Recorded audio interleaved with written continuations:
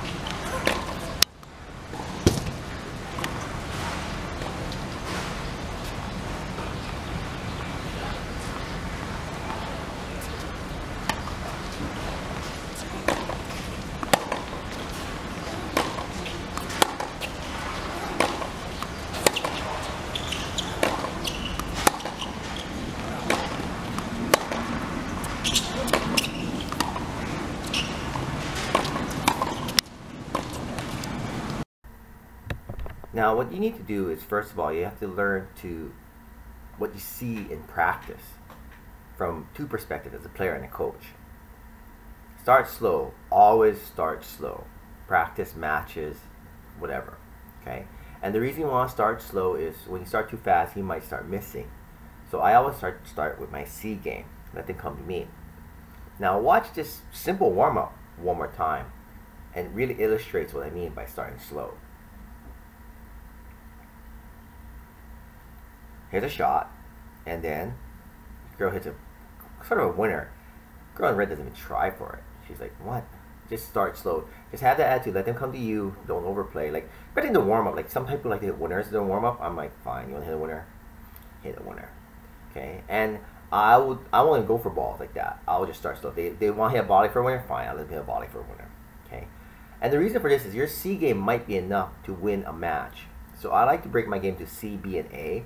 And I start with my C game because sometimes people don't like that.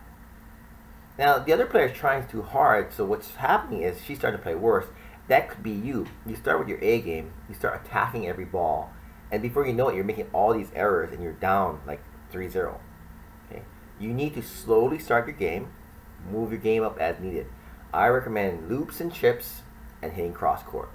Cross court's the longest part of the court. Be tactical when you play, and try to find your rhythm and use your weapons against their weaknesses. Look how far back she's playing, the girl in the red. It's a simple tactic. And the other girl is already on the baseline, so the other girl has very little time to react to shots, and she's overhitting and making errors. When they hit hard to you, block the ball back deep, hit cross courts to start medium and build your speed. When you watch baseball players warm up, they start throwing soft toss close to each other, and they build up their shots. They throw farther and farther. Same thing with your serve. Now, notice how casual she moves. Start slow, make them beat you. It's a very hard thing to make your opponent beat you. Intrinsically, whenever someone hits a winner past you, you want to prevent that. So you try to hit winners also, but stay within your game. Just hit volleys. Notice the concentration level increases when she gets to the net. Very casual, half volley here, but right here she's very focused. The other girl is really trying to hit the ball hard, okay? But you need to upgrade your focus. Be more intent when you're starting to get serious in your play. Find that focus whenever you play so that you practice like you play. Don't take anything lightly. Don't give up points in matches either. Don't respect them too much. Make yourself very calm. Don't react to anything. Your breathing will do this. Deep breaths. Start your game in level. Start with your worst and build up. Sometimes your worst is the best. I learned just by asking, because I was playing really bad once, and I just hit a chip, and the guy hit the ball. He missed the ball completely. So I often start with loops and chips, and then build my power up. And if they can't get past my loops and chips, I don't even go to my power game. Okay, and if I'm working on something, I'll start to work on it only if I'm really up in a match. Practicing shots, working on a game, that's practice. Okay, in a match, you attack. Don't just sit back, learn to attack. Because some people think, okay, so I'm looping, I'm chipping, and then I'm starting to hit. You need to learn to attack. Don't just be content in having this get back to the ball game. So the first thing is, don't respect them, find the calm. When you walk in the court, even if they're number one seed, tell yourself, I'm going to let them prove to me why they're number one seed.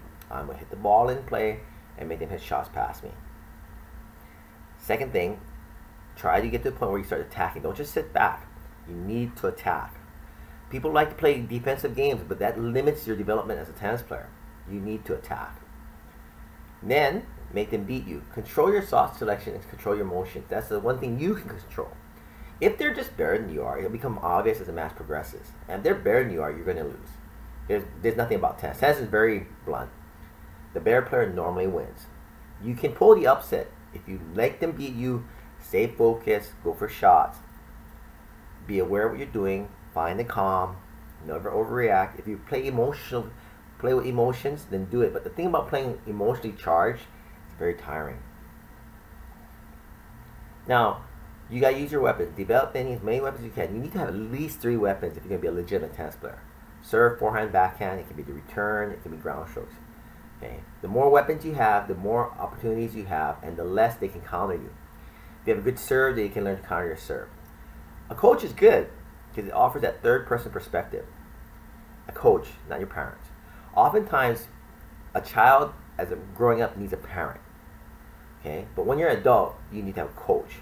So when you're a child growing up, you need to have your parents there to support you, teach you about life. You need a coach to give you instructions. There are exceptions. Parents can be coaches, but the coaches need to be real. You can't have a parent that thinks you're really like a world beater and you're not. That's why you need to have a coach. I often suggest the parents should not coach their own children. It's quite difficult to do. So, once you fix your game, develop your strengths, cover your weaknesses, or just eliminate as many weaknesses as you can. There are some physical limitations. If you're slow, you have to cover up the fact you're slow by hitting bigger. But if you're fast, you don't have to hit that big. But sometimes you're really fast because you're really small and light, so you don't have a lot of power. And therefore, you can't have that big time game. Okay, so find your game that fits your physical attributes. First thing, don't respect them. Make them beat you and attack. When we say don't respect them, you want to come out there, be nonchalant, be calm, make them come to you. Make them beat you. Start with loops and chips, start with your C game, go to your B game, and as soon as possible, find that hole in the game and keep attacking. Keep attacking. That's the key to mental toughness.